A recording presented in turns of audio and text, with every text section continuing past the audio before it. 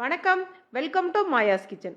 குழந்தைங்க ஜெல்லி கேட்குற போதெல்லாம் இதை செஞ்சு கொடுங்க. அதே நேரத்தில் ரொம்ப சத்தாகவும் இருக்கும், ஈஸியாகவும் பண்ணிடலாம். ஒரு கப் முழு கேழ்வரகு எடுத்துருக்கிறேன். இதை நல்லா 4-5 வாட்டி கழுவி எடுத்துட்டு முங்குற அளவுக்கு தண்ணி ஊற்றி நைட்டு ஃபுல்லாக ஊற வச்சிருங்க. இது நல்லா ஊறினதுக்கப்புறமா மிக்சி ஜாரில் மாற்றிட்டு 1 கப் தேங்காய், 2 ஏலக்காய், கூடவே 2 கப் தண்ணி சேர்த்து நல்லா அரைச்சி எடுத்துக்கோங்க. இந்த மாதிரி மெல்லுசான துணியில் போட்டு வடிகட்டி எடுத்துக்கோங்க. இதே மாதிரி 3 வாட்டி 2 கப் தண்ணி ஊற்றி மொத்தமாக 6 கப் கேழ்வரகு பால் வர அளவுக்கு அரைச்சி வடிகட்டி எடுத்து வச்சுக்கோங்க. இந்த அளவுக்கு பிரித்து எடுத்ததுக்கப்புறமா இங்கே இன்னொரு பாத்திரத்தில் 2 கப் வெல்லம் சேர்த்துக்கோங்க. இதில் 1/4 கப் தண்ணி ஊற்றி வெள்ளத்தை நல்லா கரைய வச்சு எடுத்து வச்சுக்கோங்க. இங்கே அடிகனமான பாத்திரத்தில் நம்ம ரெடி பண்ணி வச்சிருக்க கேழ்வரகு பாலை சேர்த்துட்டு நல்லா கிளறிக்கிட்டே இருந்தீங்கன்னா கொஞ்ச நேரத்தில் இந்த மாதிரி திக்காகி வர ஆரம்பிக்கும். இப்போ நம்ம ரெடி பண்ணி வச்சிருக்க வெள்ளக்கரைசலை வடிகட்டி சேர்த்துக்கோங்க. இது எல்லாத்தையுமே கைவிடாமல் கிளறிக்கிட்டே இருந்தீங்கன்னா நல்லா கெட்டியாகி வரும். அந்த நேரத்தில் நம்ம நெய் சேர்க்கணும். மொத்தமாக 3 டேபிள் ஸ்பூன் நெய் சேர்க்குறேன். ஒரு டேபிள் ஸ்பூனாக கொஞ்சம் கொஞ்சமாக பிரித்து சேர்த்துக்கோங்க.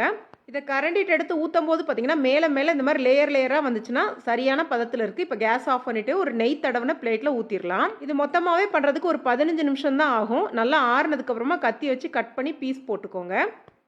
இந்த ஸ்வீட் பார்த்தீங்கன்னா கர்நாடகாவில் ரொம்ப ஃபேமஸான ஸ்வீட். இது சாப்பிடும்போது இதுக்கு மேலே கொஞ்சமாக நெய் ஊற்றிட்டு சாப்பிடுவாங்க. இதில் தேங்காய் சேர்த்துருக்கனால நம்ம செஞ்ச அன்னைக்கே காலி பண்ணிடுங்க. ஒருவேளை வச்சு சாப்பிட்ணுன்னா ஃப்ரிட்ஜில் வச்சு சாப்பிடுங்க. சில்லுன்னு சாப்பிடும்போது இன்னும் டேஸ்ட் அருமையாக இருக்கும்.